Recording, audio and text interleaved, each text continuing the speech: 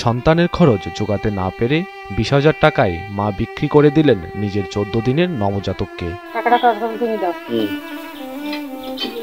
সাতক্ষীরার আশাশুনি উপজেলার কাদাগাটি গ্রামের শামীম হোসেনের চতুর্থ স্ত্রী আশামণি খাতুন সুচিকিৎসা ও দুধ কিনতে না পেরে শিশু খাদিজাকে 20,000 টাকার বিনিময়ে বিক্রি করে দিয়েছেন।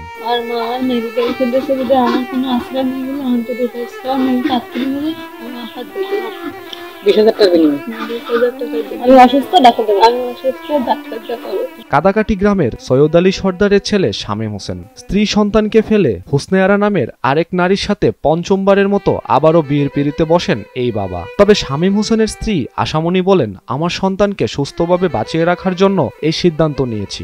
20,000 টাকার বিনিময়ে আমি মানুষ করতে পারতেছি, তার বাপ থাকতেও নেই, আমি মানুষ করতে পারতেনি, তাই তার। আশামণি আরো জানান, স্বামী শামীম হোসেন তাদের ফেলে আবারও বিয়ে করায় 14 দিনের নবজাতকের ওষুধ ও দুধ কিনতে দিশেহারা হয়ে পড়েছিলেন। এক পর্যায়ে নিজের সন্তান বিক্রির সিদ্ধান্ত নিতে হয় তাকে। এ খবরে আশাশুনি উপজেলার তেতুলিয়া গ্রামের চা বিক্রেতা নিঃসন্তান রবিউল ও কাজল দম্পতির কাছে নগদ 20,000 টাকার বিনিময়ে লিখিতভাবে বিক্রি করেন নিজের আদরের এই মানিককে।